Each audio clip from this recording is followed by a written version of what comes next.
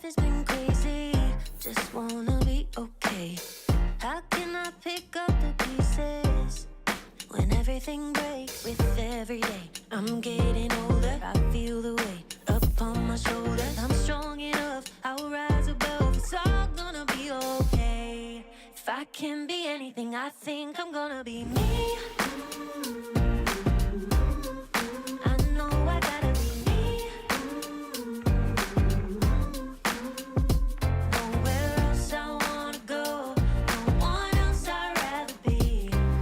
I think I'm gonna be me. I think I'm gonna be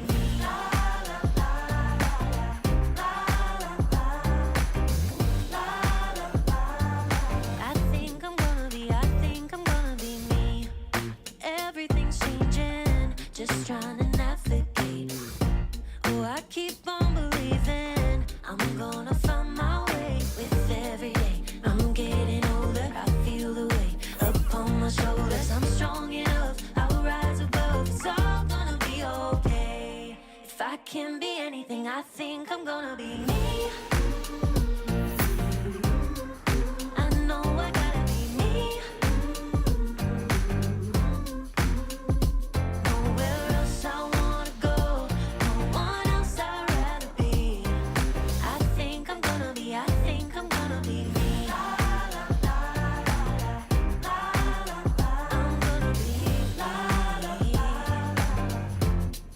I think I'm gonna be me, me, me. I know I gotta be me, me, me. There's nowhere else I wanna go, no one else I'd rather be. I think I'm gonna be me.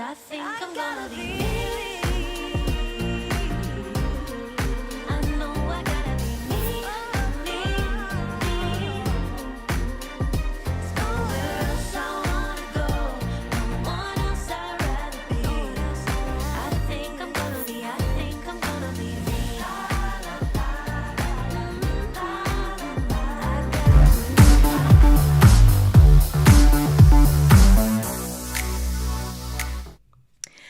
Good evening. Happy What Up Wednesday to you all. Keely Dunn, FHumpires. It is so good to see you and all of you and the other yous and every you want to be.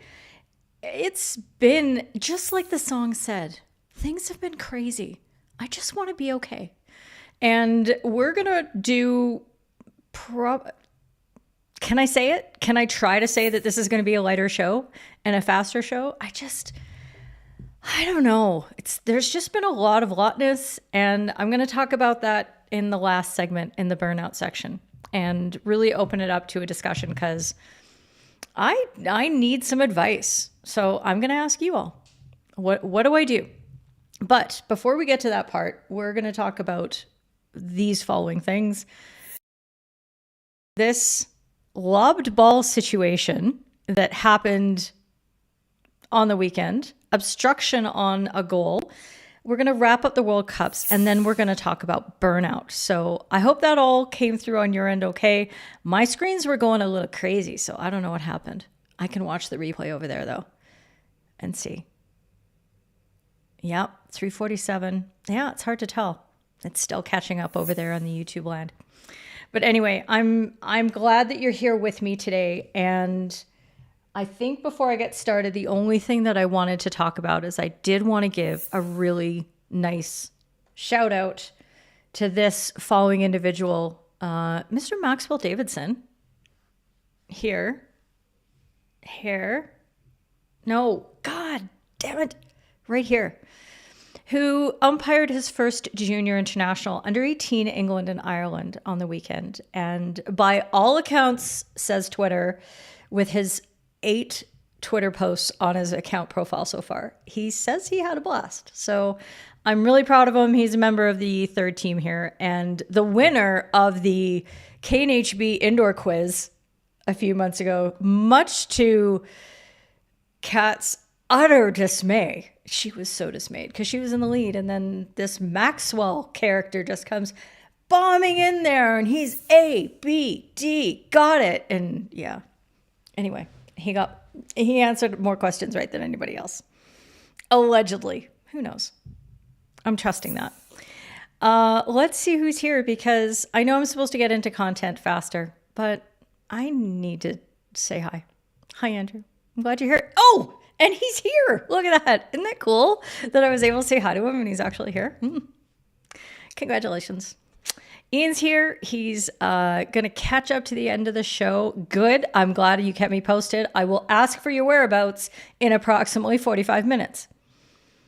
The Cabernet Sauvignon is on deck for Rachel, as always, and Luke is here. Hi, Stain. Good to see you. The Tricky Tricks in the house. Big Mark 77. I think you're new. Wait, did that work? Nope, that didn't work. Hang on. I can do this. What? What's happening? Why is my Stream Deck sounds not working? No! So right now, Big Mark, what would happen is there'd be like a sounding thing. Celebrating your arrival, and I'm glad you're here. If this is not your first live stream, or perhaps you've been around but you haven't commented, I'm glad you said hi. Thank you. Thomas is here. There you go. So what's been keeping you? Like, why haven't you been here? This isn't judgment. This is just healthy curiosity. Does that look like, when I narrow my eye like that, does that look like healthy curiosity? Probably not. Hi, Gary. It's been a while. I'm glad you're here. And Mike. Anyone tracking if there's a spike in live viewers in that likely area? Yeah, we're going to do it first. So, and don't worry, I check the YouTube analytics later. I see the big drop off when the music's playing, and then people start coming back, and then it spikes on every topic. So yes, I'm sure there'll be many people coming around to discuss that goal. So, I mean, what the hey? Like, let's just get into it. Whoops, that's the wrong button. That's not going to work out very well for me. And let's talk about the hitting of a lobbed pass leading to a spectacular goal. And this is what happened. This is what ensued. It's going to happen.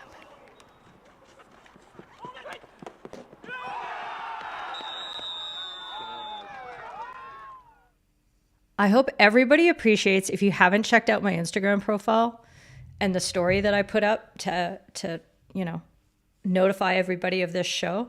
I hope everybody really digs the Beastie Boys Sure Shot music.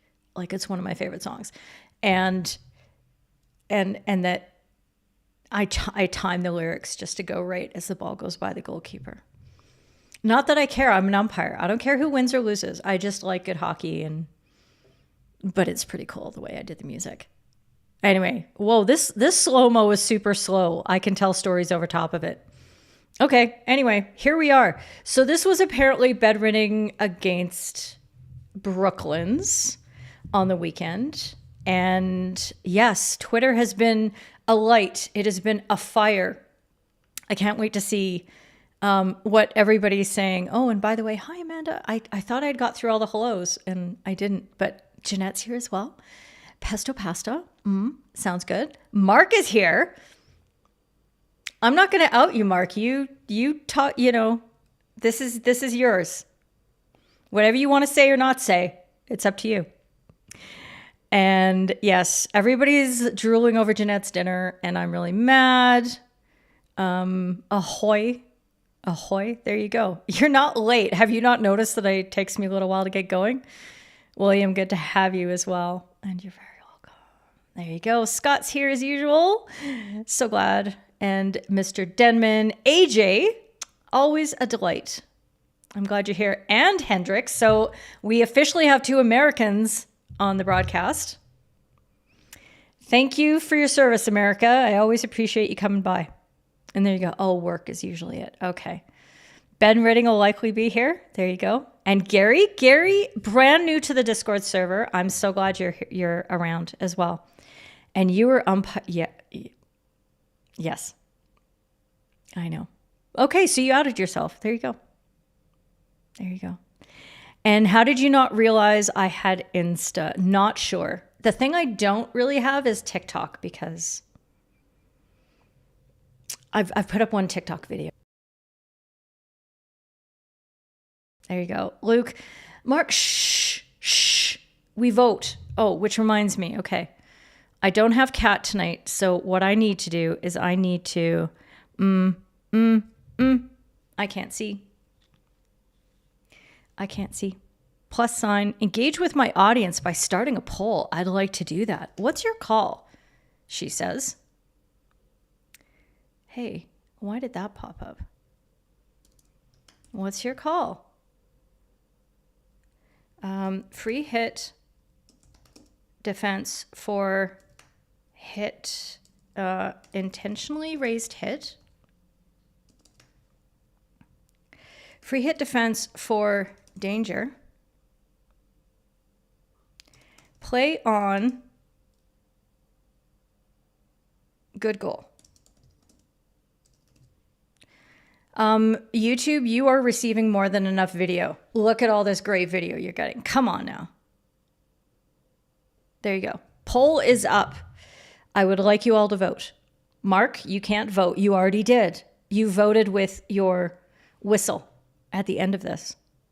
So there you go. HT to Mark for how this is played. Is that a hats off? Is that a, I don't know what an HT means. Who knows? There you go. What's Mike Mack to do? I don't know where McDowell is. I don't know where. No, I'm just kidding. He's busy. You're going to send me a guide to Yorkshire place names. Ilkley is in Ilkley-Moor. Where's Bads when we need him? Okay. I don't know what you're talking about. You're talking about some Yorkshire things, which is pretty close to my peeps. So, like, if you're going to get all regional about stuff, there you go. Okay, let's get into talking about this. Now that you've seen the replay several times, actually, I could have put in a lot of other conditions as well, talking about the aerial, because there were questions some people raised. First of all, they had concerns about whether there was an initial receiver in this case, or if the ball had been thrown in such a manner that it was landing between two players and therefore should have been a free hit defense at that point. I'm just going to strike that one off the table right now, because what I love about having this vertical view up the pitch is that we can see the takeoff, the landing, the angles of the players. And for me, and the way that aerials should be played at this level of skill and level of understanding, the attacker does a great job of getting in front of his attacker and essentially declares himself, not by saying mine, but by positionally getting himself into a spot that he can declare himself the initial receiver because of the trajectory of the ball. Now, if that aerial had been higher and the potential receiving area had been more in between the two of them, if the ball had been higher at the point of the reception, we have a different story. And this is why I talk on a regular basis about how drawing a 5-meter disc on the ground around an initial receiver is a really do I have the right? Where's my swear button? I deleted my swear button. It's a really poor way to try to make decisions, because it doesn't reflect the reality. We're not dealing with a 2-dimensional issue here. This is 3-dimensional. And the trajectory of the ball and the way that it moves through space towards the players, whether it is high, it's low, if it's fast, if it's slow. If you say yes, if you say no. That there is an initial receiver in that case. The ball actually bounces before the attacker gets it, which is the reason why probably they're able to control the ball in such a manner as they're able to play it in this way. So for me, it's clear that there is an initial receiver, and that initial receiver is the attacker. From there, you then allow in that moment, and this is the hard part about what's going on these days, is that because there can be interceptions, there can be advantage, there can be all kinds of things. We don't want to blow our whistle, nor in many cases too soon, because we can play advantage. And the one thing that we can't see from this angle is how far apart the two players are. Okay, we can't see whether there is 5 meters of space between them, 3 meters, 2 meters. And for me, it doesn't matter. It doesn't matter in this case, because the player is able to control the ball and do what he wishes with it in this moment. Okay. So we're not talking, the aerial is off the table. The next question that we want to deal with here is whether this ball was played dangerously. Now, like I said, one of the weaknesses of this position is that we can't really see where everything is. We see a flinch by the defender. Is that legitimate evasive action or not? And in slow motion, it looks much more significant or impactful, I think, than it is when you watch it in real time. You know, there is a movement, there is a motion, but to me, I just don't see this as truly being evasive action on this part. Sorry, I've got the hiccups all of a sudden. Talk amongst yourselves.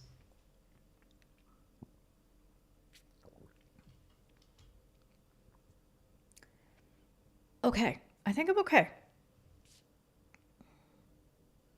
I think I might be under some stress or something. Anyway, okay.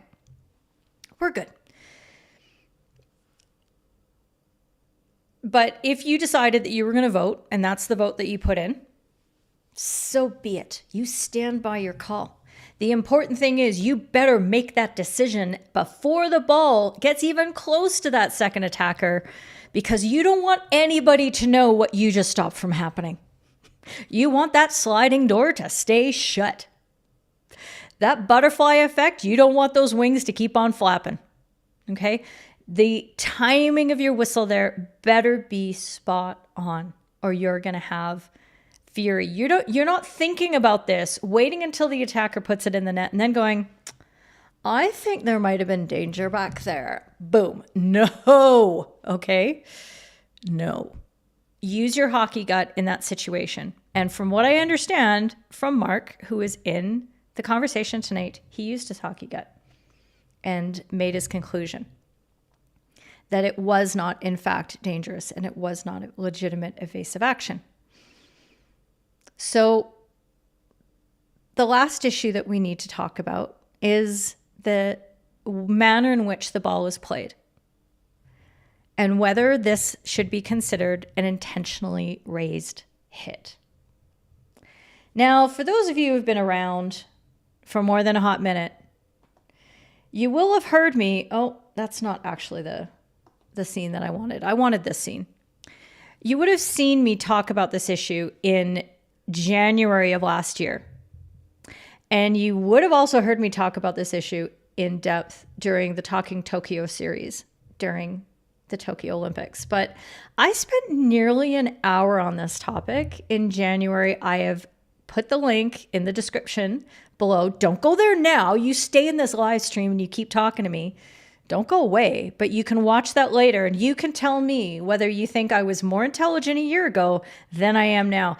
I watched it back and I have to say I did a really good job last January. Like, I'm not mad. I'm actually quite concerned I am not going to be able to meet the high standard that I set in that show. It was really good. I was like, wow, did I come up with all that stuff?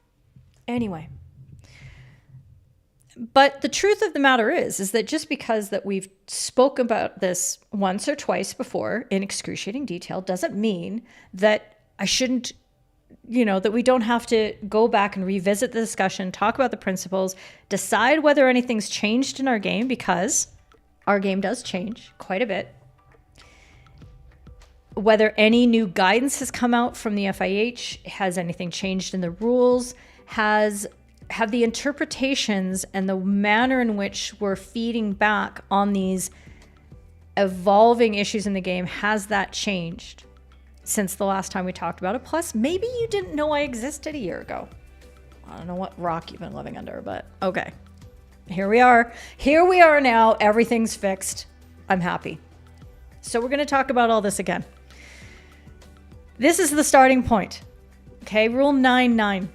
9-9, as I said before the other time, and I had to do it again because it's Brooklyn 9-9.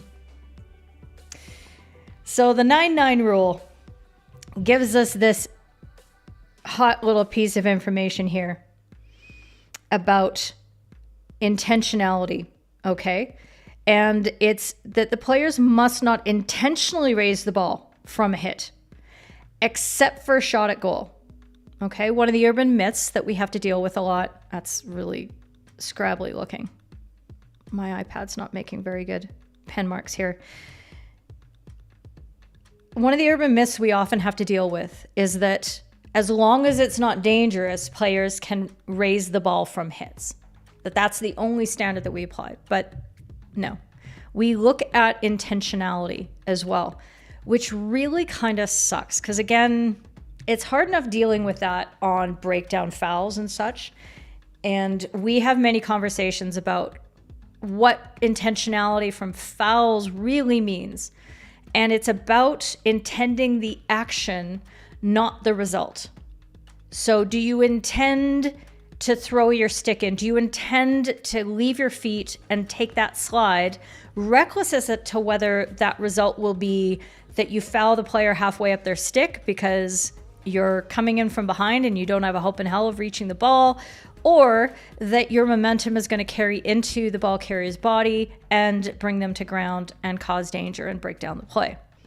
So is the action intended, not the result?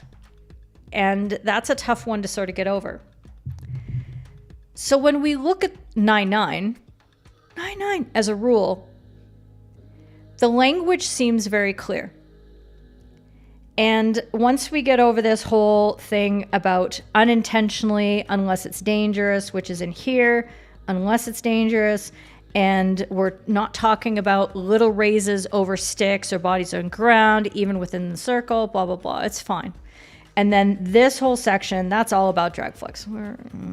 Or not drag flicks, but aerials and things like that. And we're talking about shots and aerial balls and things like that. So good news, we don't have to look at that section at all. So when you look at 9-9 on its own, we say, well, if it's a hit and the action is within the player's total control and they are executing a hitting action and the ball then raises, well, that fulfills the standard. Okay? But there's a lot of problems with this. A lot of the problems being that when we watch this play, first of all, as hockey people, we go, that's dope. If you are not clapping your hands and cheering and saying, I love this game after you see something like that, you're dead inside and we need to go into therapy together. Okay? This is what we want to see evolving from the game. The problem is the rules have not kept up to the way that the game has evolved. And this is what I'm talking about. So if we look at the definitions of the various strokes in the rule book. The flick, pushing the ball so that it is raised off the ground. A push, moving the ball along the ground using a pushing movement of the stick after the stick has been placed in contact or close to the ball. When a push is made, both the ball and the head of the stick are in contact with the ground. Okay, there's a lot of ground involved there. Like we're talking about the ground very, very much. The scoop, raising the ball off the ground by placing the head of the stick under the ball, but raising the ball off the ground. And then the hit is simply striking or slapping the ball using a swinging movement of the stick towards the ball. We've lost the groundness. There is no ground in the hit definition. And I don't think that that is an intentional omission that is supposed to then tell us that any hitting motion in any sort of other area of the pitch is by definition a hit. Okay? I think that the notion wasn't even contemplated back when these definitions were first placed. The players could be taking half volleys, midair redirections of the ball, and doing so safely and with such skill, because back when I was a kid, we didn't play like this. It just wasn't a big component in the game. Aerials weren't part of a game. So all of the components that are here are now skills that have become pretty commonplace, especially at higher levels. But we can see juniors doing this too. Sometimes novices can do it. And we get ourselves into quite a pickle in applying the 9-9 rule very carefully in this. Now, I talked about this for a full hour a year ago, and I weighed the arguments and basically at the end said, I don't know. And that's why I'm listening to you all again today. So I'm going to go to your comments before I say anything declarative. But I do feel now, time has passed. I've listened to my own arguments. I've listened to everybody else's arguments. I've even occasionally looked at Twitter. Dangerous stuff. And made conclusions. So, hat tip. Thank you. I am now officially looking at the comments. I know I said something funny. You're right. I did. I don't remember what it was though. And this is what's so great about skill levels in our wonderful game. Agree. And it looks like 15 plays cricket too. Yeah, maybe. I'm not very aware of said sport ball, so I don't know. Rachel, from a purely technical perspective, issues regarding aerial danger intentionally. It is an intentional raised hit, hence a vote. All other thoughts suggest everyone was happy and then play on. Lee, without seeing how far apart, you can't judge if it's legitimate evasive action. That's fair. And you can, and I appreciate that kind of statement because I think it's important for us when we look at clips where we have a singular angle that is not the singular angle that an umpire has, or the two singular angles that the two umpires have, on the pitch, that we are aware of the impact on angles in terms of calculating distances and all those things that go into advantage decisions, danger decisions, all that stuff. So I really like that, Lee, and ain't mad whatsoever. The legitimate evasive action has to be legitimate, says Mike McCartney. In absence of it, the player is most likely to be hit by the ball. Clearly not the case here. Oh, I see. Okay, so this is the example of that if the player doesn't take the action, they would get hit by the ball. Gotcha. It's clearly not the case here as the ball sails over the top. Ergo, I'll allow you to say ergo once. I hope never to hear that word again. We're trying to be accessible and not stuffy in this world. And that was your take, says Nick. What great umpiring by whoever the umpire was. Okay, Nick and Mark, get a room. Yes, the Uric Kroon goal. Yeah, how did you get Joe hit out of Uric? Fascinating. 9999. Never asked why I was saying no so much in German. Yeah, I know. We have the goalkeeper on my team is German, and so she's quite young. So I'm trying to teach her how to speak more to us and dictate where we go. Especially in the indoor court, it's really important, right? You want a goalkeeper is like, mark that player, take the person on the left, blah, blah, blah, I got ball, whatever they're saying. And so I was trying to inspire her, and I said, you got to just bark it out, like say 9. And she said, but why would I tell you guys no? And I said, okay, so what's the word for go? And I think it's like loose or something. And I was like, that doesn't work. That's not to... I said, no, that's not going to work. There you go. NORAD shut them down all one by one. Wow, you guys really squirreled out on this one. Nina's on the line asking for 99 red balloons. My 99 problems. I like how this is all like thematically tied into each other. Elevated push. Yeah, so here it is. Like, let me get back on track. Apologies. It's just where my brain's at today. The problem with the other defined strokes is that it requires the ground to be involved. Gravity holds the ball in a particular place such that the force can be exerted against it in a different fashion, which then propels it off in a direction. When you don't have the ground involved, you don't have a choice but to hit. Almost. I did mention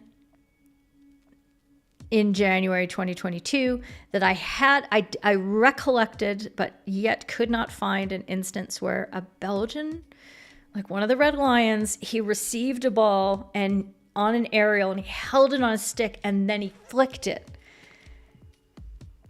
If that is the requirement for a ball that is going to be directed from out of the air in order to go in another direction, if we're going to require them to catch it on their stick before they can fling it off, okay. That is a policy decision that the rules committee is going to have to make at some point. And we need a clear definition of what that motion is, actually not an or, what the motion is of striking the ball out of the air and changing its pathway instead of just deflecting it.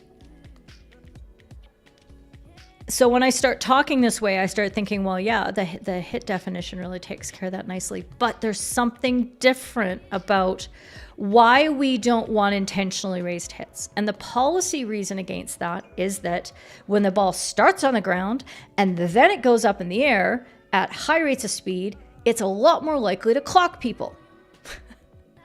It is just going to be more likely to be a dangerous stroke.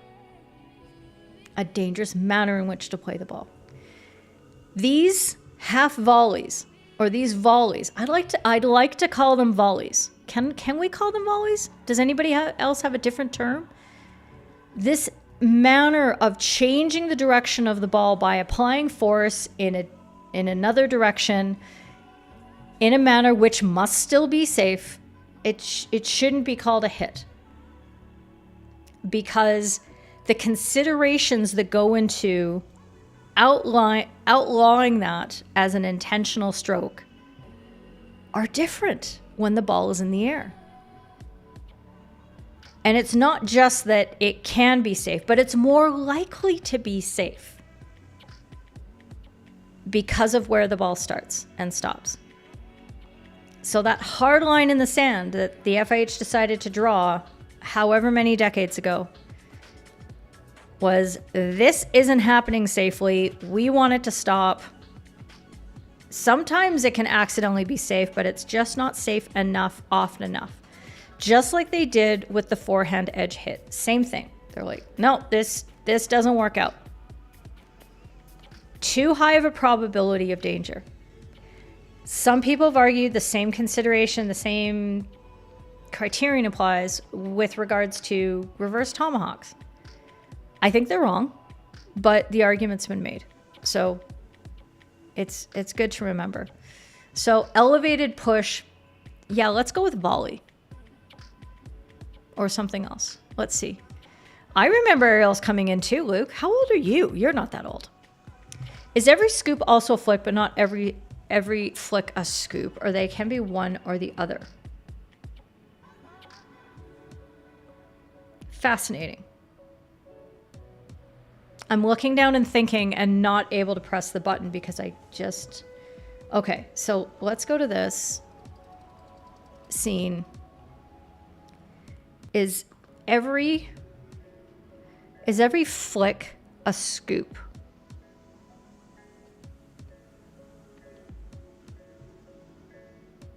I mean, kind of. The flick is different, and I think just from like my understanding of how would I apply these words? A scoop is when the ball's in front of you and there is no push involved. Like a flick is a raised push. And a drag flick is a raised pull of the ball. And a scoop is that shoveling motion where the ball isn't even side on to the body and there is no extended well, there is an extended contact. The good news is, tricks, is that there's nothing in the rule book that this turns on. Unlike the definition of a hit, where everything turns on these definitions. So that's fascinating. Number 16 is like, meh, every Tuesday night in training. Twice on Sundays. Exactly. Let's go back to this. Brooklyn 99 drinking rule, drink every time Keely says 99. Okay. We're all gonna die. Stain. Only raised hits are judged on intention. Otherwise, raised balls on danger. You see no danger raised. Right. So, but the question is, Stain, is whether this qualifies as a raised hit. And if we go to 99. That's 2 drinks. Oops. If we go to the definition of a hit, a striking or slapping the ball using a swinging movement of the stick towards the ball. Basically, the only thing that actually hinges on this is that there's a swing. So there is a separation. A swing means to me that there is a pendulum motion of the stick starting one way, swinging backwards, pivoting on that fulcrum. If I use the wrong words, don't be mean, okay? And then moving at pace back towards the ball, and the ball springs off that and goes away. I was smarter a year ago, okay? It's very clear to me. I hadn't had COVID twice at that point. So this stroke qualifies. It does.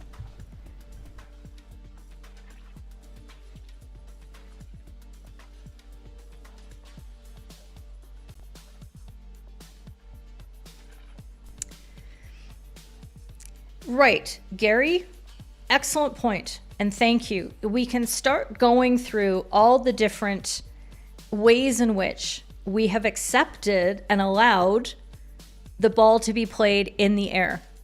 So, as Gary illustrates, a player who is 3D dribbling and tapping the ball up in the air, I have heard some umpires say this should not be allowed because those are intentionally raised hits. And to them I say, no. That's clearly stupid. That is not what this intends. So where can we draw a bright line if we have to draw a bright line? Can we then not... Can we say that if the ball is off the ground, we can judge this explicitly on danger only? And use a definition that applies to this kind of motion, also the 3D dribbling down the pitch. Can we allow that to be something else that we don't judge on this?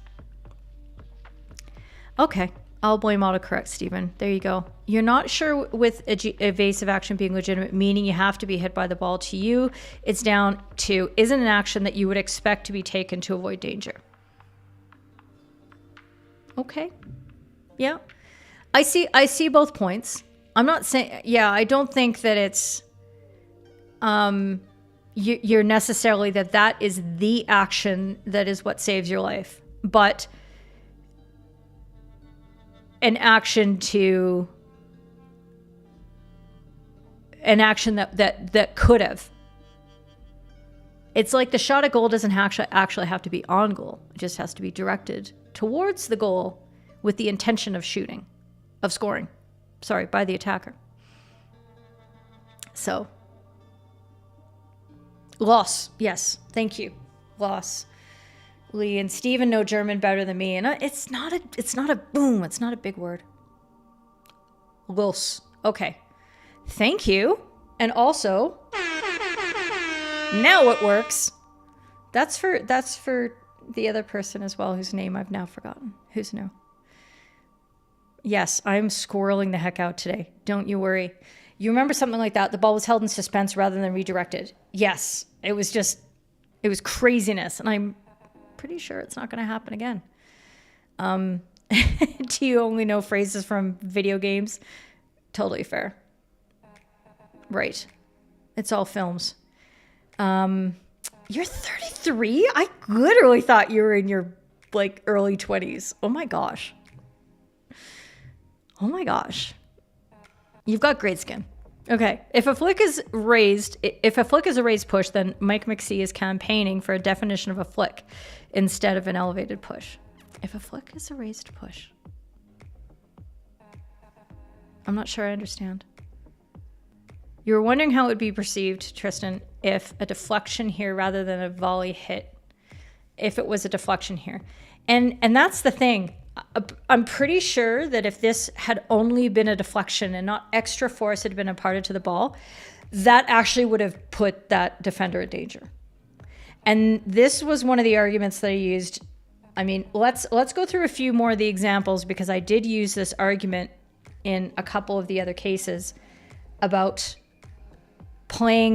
hitting the ball out of the air and needing to do so in order to keep it safe rather than actually putting the opposition in danger.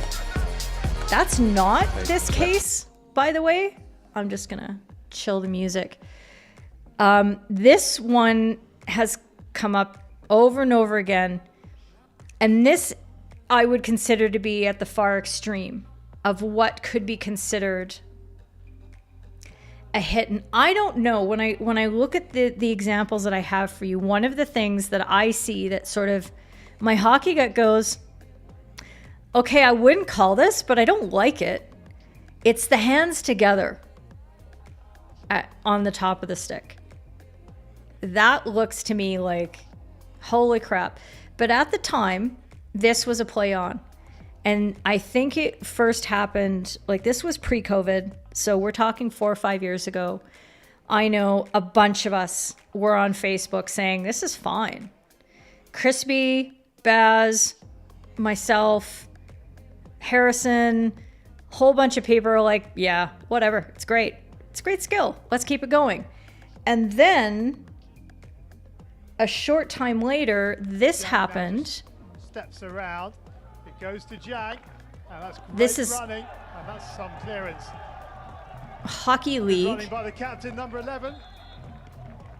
And if you listen to Charlie and Simon, Going back upstairs. Rules that you cannot deliberately lift the ball other than the shot at goal, the letter of the law. I will check the whole situation. Yeah, you check it. Thanks.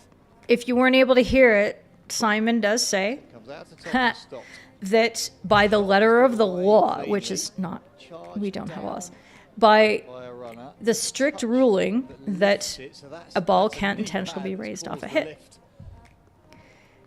And this is pretty similar to the motion. The hands come together at the top of the stick and it gets belted over. And I only know that because there was a social media conversation about it in the last 2 days from the English Domestic League. Not dangerous to anybody. And that's right when Simon just says, if you can't hear him again, he recollects this discussion. So this happened also. I think this could have been 2018 or 2019 now, actually. Has he jumped? As it turns out, spoiler alert, Jakub does not make a decision about this part, about the swing and the hit, and whether that was intentionally raised.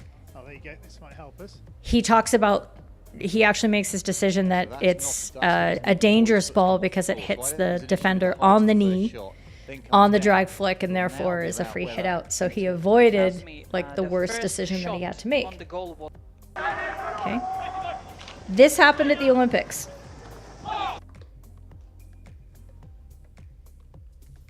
I guess I could have kept the sound running, but there you go.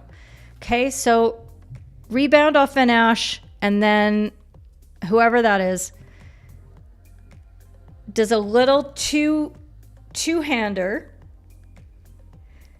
and bats that out of the air. And this is in the gold medal final. Like, this is it. Gold medal games tend to be finals. Fine.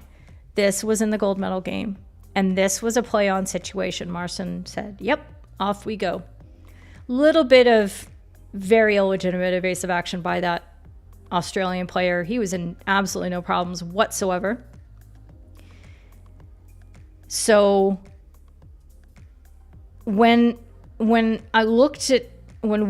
looked at all these examples, in particular me just trying to parse through all these technicalities of the definitions and things like that, thought to myself, I mean, one of the things that really stuck out is when the players put their hands together at the top of the stick. That is like, there's a big swing involved. And there's the potential there, maybe, that could be where the definition of this volley, is changed. So if you're a tennis player, volleys are a blocking motion. But there is a backswing involved, and there is force, and everything changes. It's not just a deflection. It's not that the racket just stays still and the ball just bounces off another direction. There is definitely force imparted to change the trajectory in a significant manner. It then turns into a swinging volley if it's, taken at the net on the rise and, smacked out.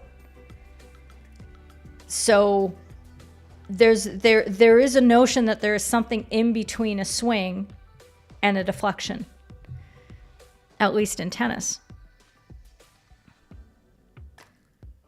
Oh, second glass it is then, says Rachel. Sorry. Luke, the flick has the ball played from the ground when the ball is lifted. The scoop has the stick directly underneath the ball to help propel it up, hence the shoveling motion. Yeah, but those are just two different ways to describe what really can be a fairly similar motion. So I see what you mean.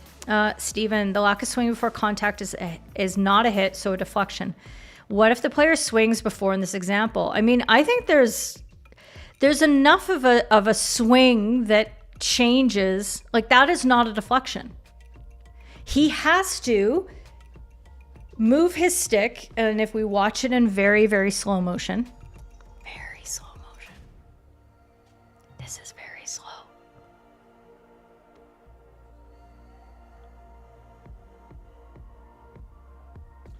Okay, stick at waist height, here it comes.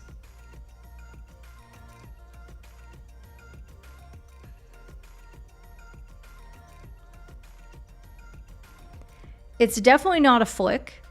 It is a little bit of a swing. And I guess the point being is that there could have been more swing, but we would not be able to define this as a push or a flick or a scoop. And the ball is definitely raised. So does that mean by default it's a hit? I think no. It's similar to a push in terms of backswing, but there isn't the extended contact with the ground, which is a very clear requirement of a push, where the stick and the ball are in contact with the ground. right? So that makes it very difficult. And the hands. So Gary's coming back to the hands being a part as well. He's not swinging at the ball with a stick. Backswing is not a required part of a hit, in your opinion. Well, okay, but it actually is. A swinging movement of the stick towards the ball. So, yes. And if somehow you think you can swing towards the ball without having a backswing first, I don't know what that world is. So it's really important that we look at these things. If we're going to have a strong discussion about this, we have to be very careful and make sure that we are on point with the definitions that we're using here. Rado, number 3, white twitches after the deflect, but you think it's going meters away from him. So you're okay with, right. And so we're past the danger argument. We're past that.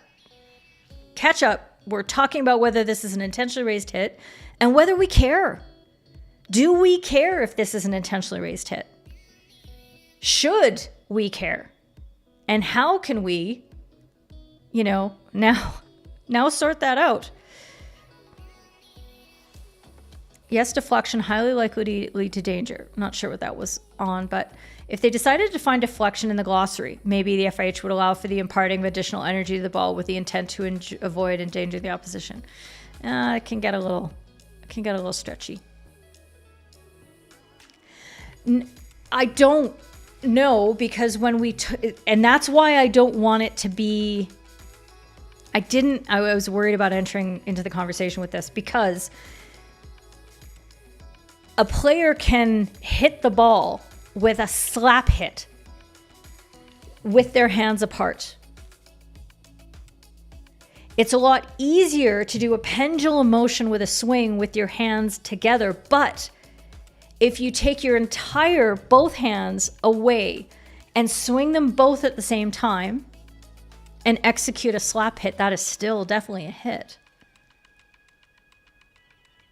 So it's whether the fulcrum point is prior to the contact of the ball or at the contact of the ball.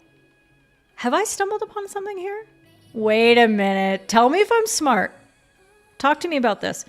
Is it about that fulcrum point? Because the whole idea of a push is that the ball becomes the point at which the stick moves around it, and then it's thrown away. And the push part of it comes because the stick is in contact with the ball and then it's thrown away.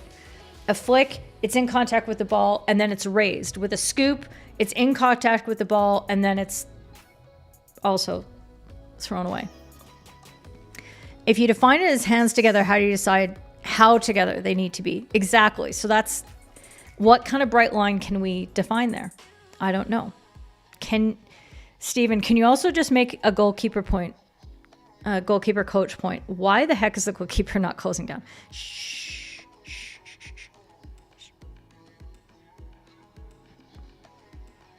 Yes, we're on topic number 1. I made this a very light show for a reason. Hi, Larry. You're new. It's good to have you. I think you're new. I decided to blow the air horn. You might be late to the conversation, but what about the players? 2 players being in the same position, the aerial ball is started. Yes, they were in the same position, but that wasn't the landing area. Or I hate that term. That wasn't where the ball was received. The ball was received probably, hard to say, I'm guessing 10 meters away from the position that they were in. The attacker cut around and cut in front. And because the ball landed in front of the attacker, the landing area is not 5 meters on the ground, but a 5 meter sort of slanted disc in the air that landing area, the receiving area, and the 5 meters that he should be entitled to is this disc in the air that I lack the verbal acuity to be able to describe and explain properly, but it's not dangerous to the defender in this case, the player who's in behind, because of the trajectory of the ball it's coming towards. There's like this cutoff point.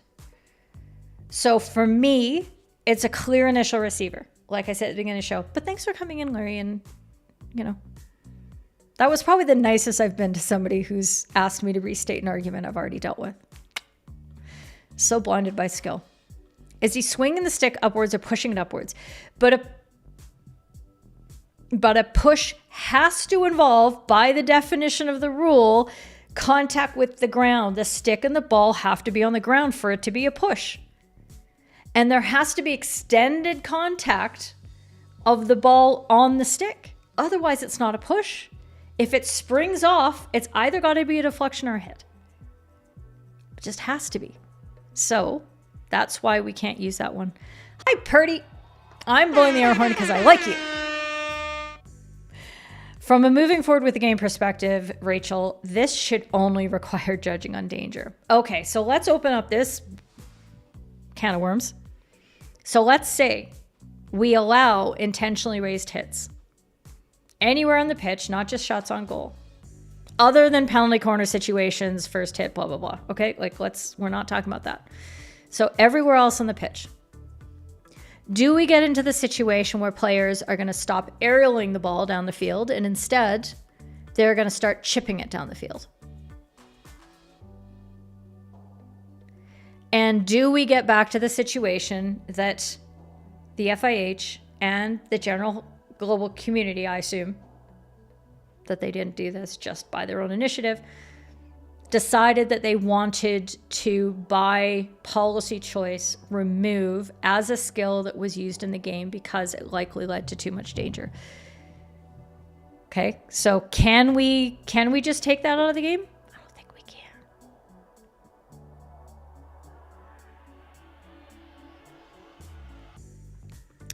Okay, Alistair, I do my best to try to string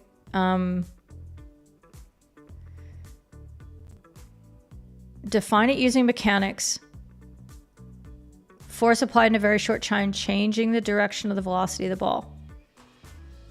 Okay, but that means what you're saying is that we need to change the definition of a hit. Okay, and that's fine. I would like to change a few things about many things. We haven't defined the terms and the definition of the hit.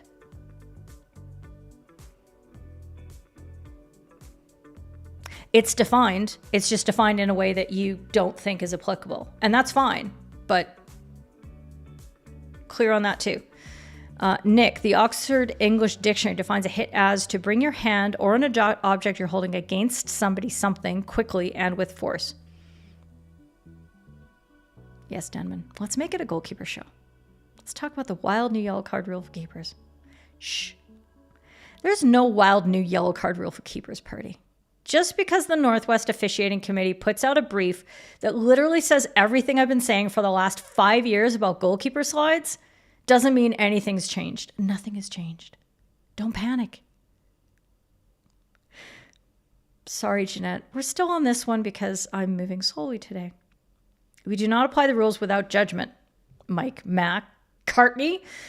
Refer to 9.3 in the language around players not touching other players. Clearly, we treat this rule practically and apply with pragmatism. Same logic here. I mean, that's what's been done. You're absolutely right.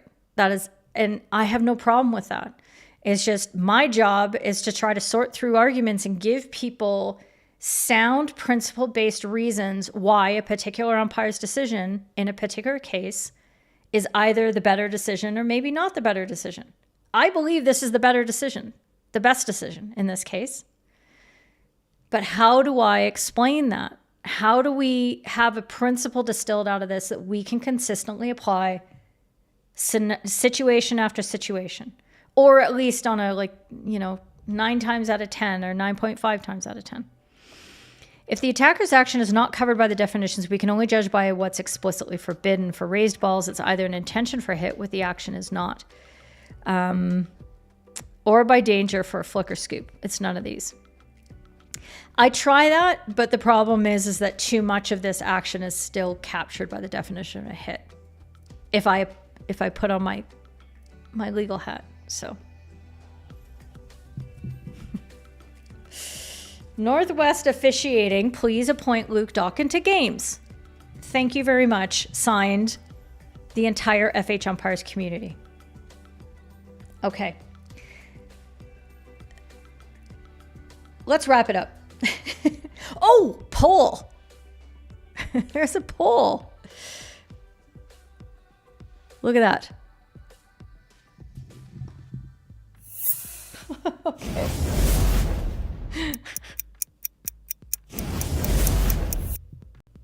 I'm good at my job. 80.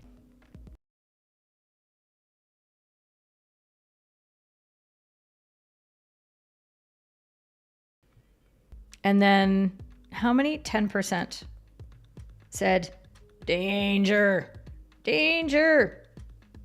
Okay. And then 8% said it was a hit. Okay.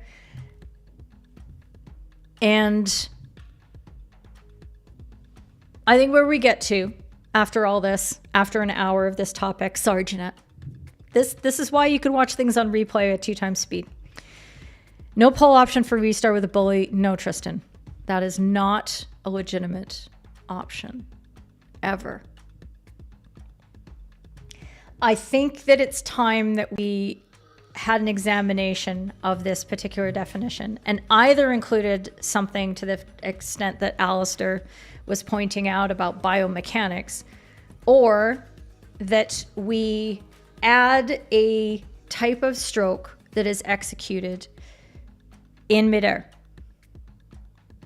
And yes, I know, then you start saying, well, you know, what if it's only an inch above the pitch? Is that now a volley instead of a, you know, a hit along the ground, or a hit from the ground, not along the ground, but from the ground?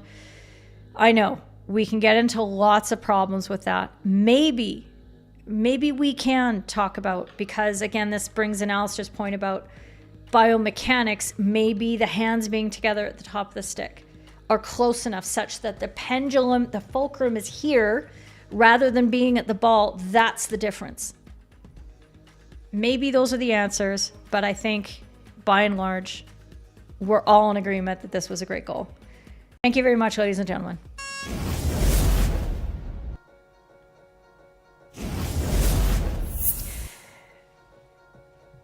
Jeanette, if we're going to keep being friends, you got to stop calling out when I'm wrong. Okay? Oh, I'm all here for off-topic questions. Something mentioned earlier, Lee. Could 3D dribbling be obstruction as shielding the ball from legitimate tackle from the stick? No. No. Because there's still a lot of ball that's accessible. A lot of ball that's accessible. The front of it, the sides, the top. That's all accessible. Being underneath the ball is not enough of a shield. The problem is that people don't know how to tackle. End of story. Tackle like this is your stick. Tackle like this. Don't tackle like this. No this. Yes, this. Okay. Thanks for your participation and conversations. Thank you for making me think hard, as always. Will Musgrave in 2024. Remember that time my goals discussed for over an hour in FHumpires? Sir, that's not even going to be close to a record, okay? Purdy, remember that time where you said I had to get into things more quickly and I had to go through them more quickly? And somebody else said, ma'am, you take too long to get to the answers? Sorry. Not sorry. Okay. Let's deal with this one quickly. There's a hashtag that says Keely is right. My friends know this. Okay. So this arrived in my Instagram notifications because, Tristan, I have Instagram, by the way. That this particular individual, and I believe that is short for umpire, this one Kelhorn individual, said, what about the blocking of the goalkeeper when Argentina scores on this goal? And this is, I'm letting the Instagram reel play. Real Hockey is getting a ton of views off this because it's just cycling and cycling and cycling. I don't think you. Okay. So This was obviously from the Indoor World Cup. This was matched, obviously, from the Iran and Argentina. And let me go to how the actual play appears on full video. What a stop that was from Maximiliano Valdez. And now Argentina have an opportunity and they equalize. 3-all. Great run after the give and go 1-2. Goes behind the goalkeeper. Flicks it beyond anyone. Really good finish. And look at the passion. Pull.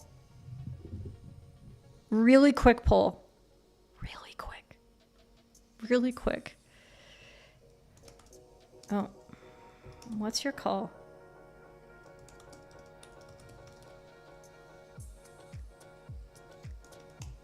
Free hit destruction. Free hit destruction. Free hit defense for obstruction. Or good goal. The thing that I thought was interesting about this, as a content creator, I have many people advising me that vertical video is the way, that people are going to be watching everything vertically. And there was an entire social media, an entire broadcast channel, live stream channel, where they were trying to create content and they were creating original drama, comedic, whatever content in vertical format. So it wasn't just that it was being displayed vertically, that a 9:16 aspect was being taken out of a 16:9. It was literally being shot, designed, storyboarded, lit, everything for 9:16 for vertical format, portrait, as it were, because that's the way so many people consume their content with their tablets, with their phones. The problem with that is that when you try to watch sports highlights on a 9:16 aspect ratio, you miss some things. You miss a full array of the context. So get your votes in, because I'm going to 2-minute this one, because I'm just going to tell you what the answer is really quickly. After you do all this, quicker answers are available on the Discord. Yeah, I'm just a lot more like fast. And thank you very much, Stephen, for that. As a new moderator, Stephen Denman has just posted his first link. I'm so proud of you. Raudo, stick obstruction by own defender. Nailed it. Like, that's the one. The goalie obstructed was by his own teammate and just makes contact with the defender. Like, the defender does come around from behind him and there is a little bit of contact. Does that disadvantage the goalkeeper? Or was the goalkeeper already significantly disadvantaged by the fact that he couldn't properly use his stick and that his body was kept in a particular space because of needing to try to disentangle himself from his teammate? That was the thing there. Hendrik, the Argentine, after making a pass, stands directly in the path of the goalkeeper, preventing him from getting out to make a attempt to the ball. I think you're going to be the only one who votes that way, Hendrik. It's okay, though. It's tight, but the goalkeeper stick got caught on his own player. Yes. And we have to balance this. It's on every decision. There might be 3 or 4 things that are all happening in very quick succession, and we have to decide what matters and what doesn't. It's not that there is no contact. There is a little bit. Had the goalkeeper been in full control of their own faculties, body, all that kind of thing, that would have, I think, trended much more towards that contact being an issue. But did that disadvantage the player? I get it. Okay, I'm ending the poll. I hope you all voted. 2-minute warning. Oh my God, where's my pen? Where did I put my pen? Oh, there it is. What did we do? 75% said goal. Do you like this new system? Oh, it's better if I actually turn on the overlay. Let's make it fatter. Maybe my writing won't look so bad. And then 25% said OBS. Thank you for your 24 votes in that. So I get it. I get it.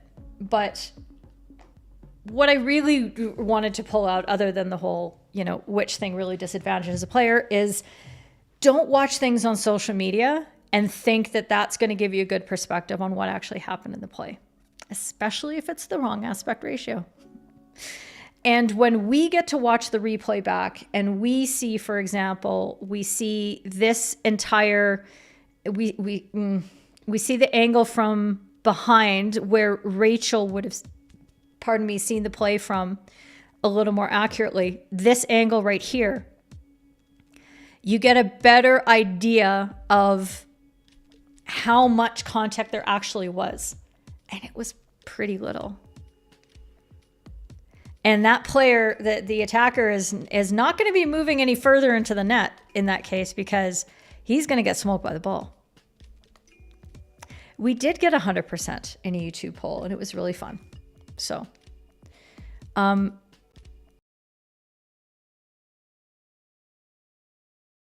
you can't. And I'm sorry, this is a very desktop friendly or big 4K screen.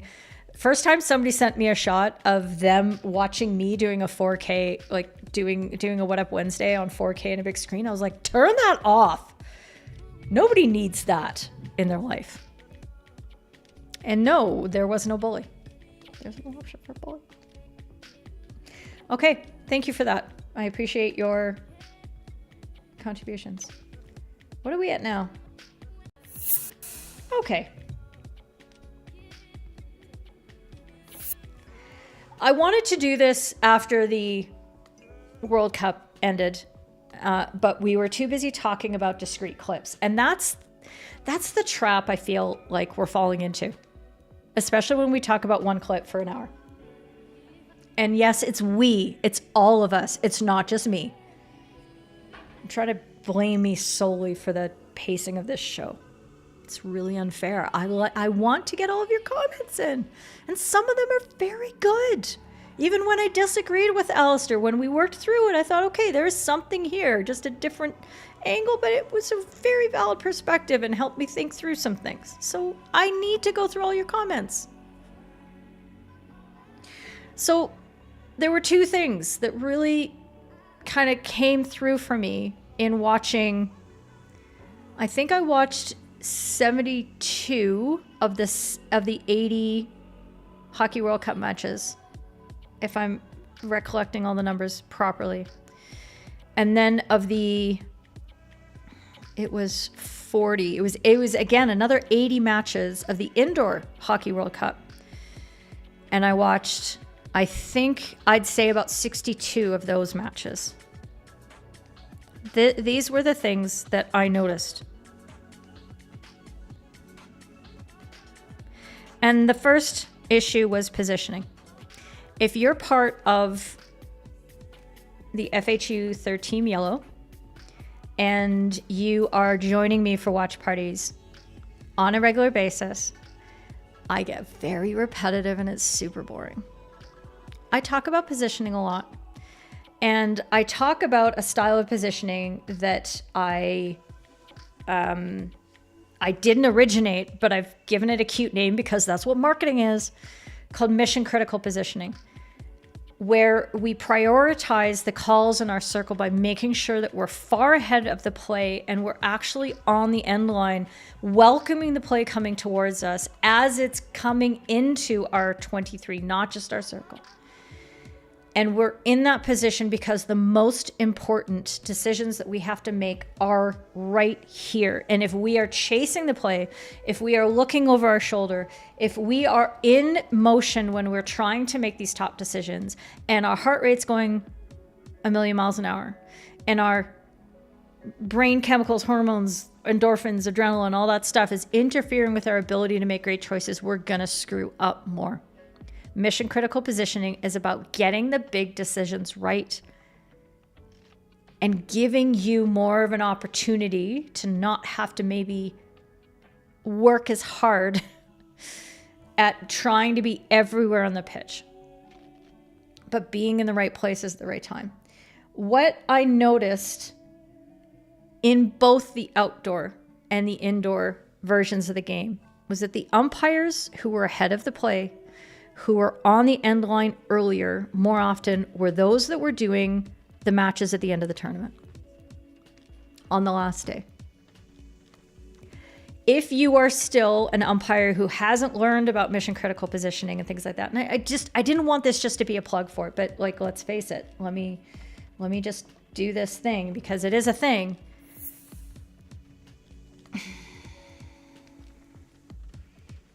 Mission critical course. Okay. I've given you the opportunity to do this work asynchronously. There's a channel in the Discord where you can join me and you can talk through issues. I'm very, very there. I spend a lot of time in the Discord answering questions and things like that. And I'd love to hear your feedback, the things that you're working on with the positioning. Put in your clips in there. Usually I only want, yellow members to give me their video to debrief, but I will look at your positioning clips in particular to help you absorb and incorporate this into your practices.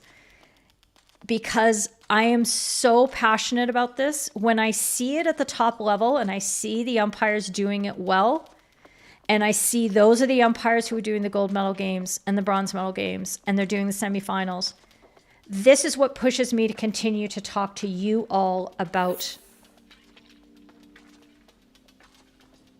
Team has got video analysis, yeah? This one? This is what pushes me to continue to talk to you about positioning, because it is the number one skill, the foundation upon which, after knowing the basics of the rules, will give you the opportunity to actually do your work really, really well. In indoor, it's an interesting thing because nobody taught me mission critical positioning for indoor. It's something that I took from watching outdoor, and because I do indoor for 6 months of every bloody year, I thought, why don't we? Why are we still running outside the boards? And hey, Baz, like, if you're watching, you're probably not because you're taking a break after the Indoor Cup. But the whole adorable little thing with your foot up on the boards, very cute. But what if you didn't have to be moving over the boards all the time? What if you weren't outside, but you were actually inside and ahead of the play? What would it mean? And I've spent years working on it. And part of the level 1 indoor comprehensive course that I am finishing up right now, 70 units worth.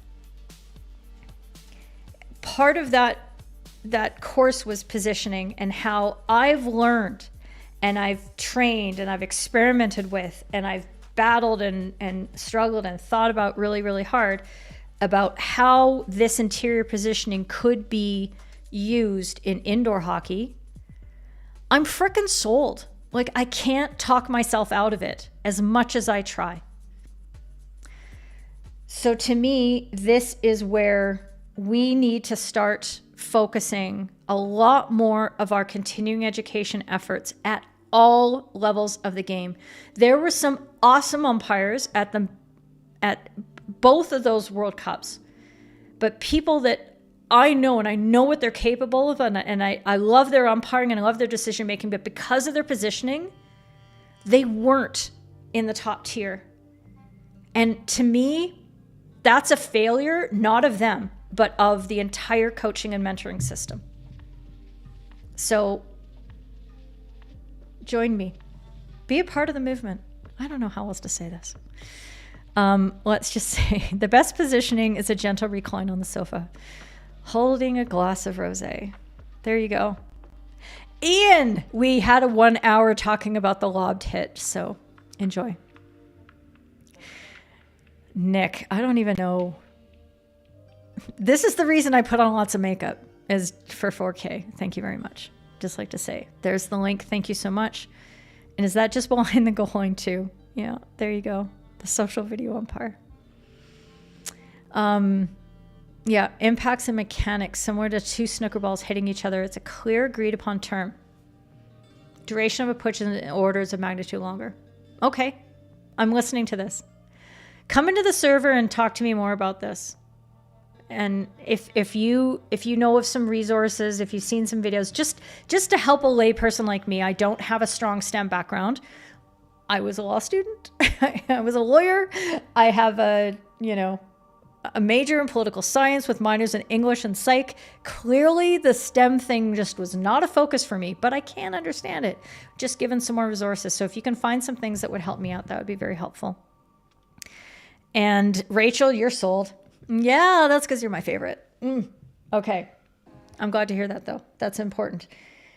The other major trend that I saw in both of the World Cup tournaments was interventions.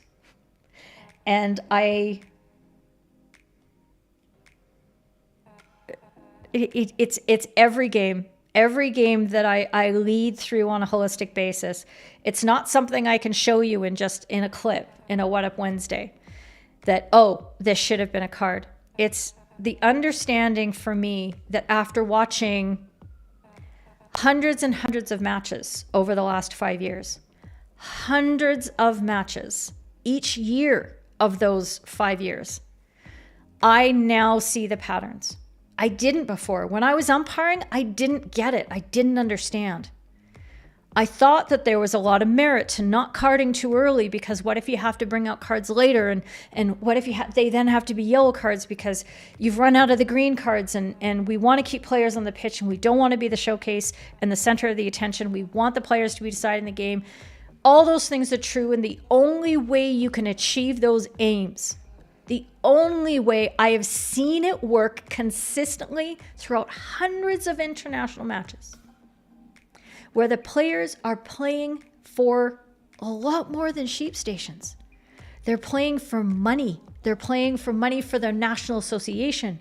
They're playing for access and participation in World Cups and Olympics and all those things. Everything is on the line. And the only way we can keep the game flowing, skillful, exciting, fun to watch, is when we as umpires take our opportunities and we send those messages and intervene the first time it happens in a game. We have to be consistent. End of story. And when we give those warning whistles and, oh, no, next time I'm going to get that one. I didn't like that drill, but I'm not going to card for it now, because what if I have to card for it later? You're going to have to card for it later if you don't card for it the first time, because the players know they can get away with it. End of story. This just isn't an argument for me anymore. And I've tried listening. I've tried talking myself out of it. But this is the pattern that I see, whether it is the first game of a tournament or it's the gold medal final.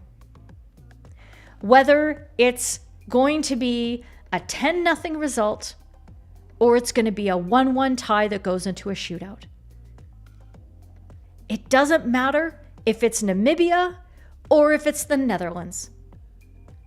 These things are true. This is a foundational law in the game. And I really believe that we can get to the next level of things. We can avoid becoming a sport ball.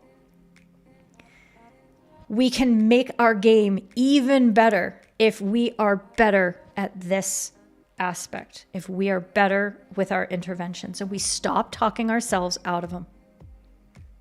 Okay? If you want to know more about these things, and you're like, why is Keely insane? And why did she just rant like that? And why does she have writing on her face? Come into the Discord server, talk to me more. This is part of what I do and I talk about. And it's an exchange of information. This is an exchange. I don't just come up with this all in my own head and then foist it upon anybody. Okay, we watch these games together. And I say to them, I say to anybody who's watching, I'm like, here we are. It's 3:55 left in the first quarter. That is the first time the ball has been played after the whistle and nothing was done. I guarantee we're going to see it again in the second quarter. And then it happens. And if that's not dealt with, I'm like, wow, this is going to become a real issue. And we're going to see it in the fourth quarter in crucial situations. Lo and behold, there it is. Like, I want to be wrong a lot more often than I am. And I just can't manage it. Okay. So I hope that sort of gives you an impression of why I watch so much of this hockey, why I encourage you as fans, as coaches, as players, but best of all, most of all, as umpires, best of all, to watch as much hockey as you can so that you can take all these lessons in for yourself. You can figure this out for yourself, but if you can't, the whole point of coaching is to give you a shorter road to the knowledge that I have spent so much time building up. All the attention that I've paid, all of the mistakes that I've made, all of the detours, all the different ways, I've done all that for you so that I can give you a shorter road so that you can be better than you ever thought possible, that you can reach your goals, that you can be the best umpires you can be at your level, at the next level, the level after that. Because that's something that I wanted for myself, and I couldn't figure it out when I was actually umpiring. And that's why I am just so crazy about making this happen for all of you. And it delights me. It absolutely delights me. Nothing has made me happier than when I see somebody in our community, Maxwell umpiring international under 18s, Mike McDowell making the NPUA development panel, whatever that is, Stephen Denman making his level 1. Okay? Those things make me so happy I can cry because I know that one person has been able to make those people, help them do something more. And then you will also pass that along to the next. And that is what we call change. I want to be wrong. I do. We're not going to get to the burnout topic because it's 1:30 and I'm burned out. Come into the Discord server. I sort of alluded to a couple of things when I counted up how many matches that I didn't have to count. I could look at a freaking list on the TMS. But when I looked at how many matches happened over the 17 days of the Men's World Cup, and then we had 6 days off, and then the Indoor World Cup happened, and for 6 days we had just as many matches, and that all happened within the span of 1 month. And when you look at what this entire schedule has been for the last 6 months since the game really opened back up again, and what is coming down the pipe, and that we have another Olympics happening in how many months is that? 20 months? Less than 20 months? And I'm struggling to figure it all out. I don't know how not to get overwhelmed. So I want to talk to you about that. All the attention I've paid, all the mistakes I've made. It could be on my tour shirt. No, it's not funny enough. Keely's really wrong, but really Tuesday. Yeah, it's just there. Sorry. Jared, hi. You're a huge fan. No, I'm a huge fan of you.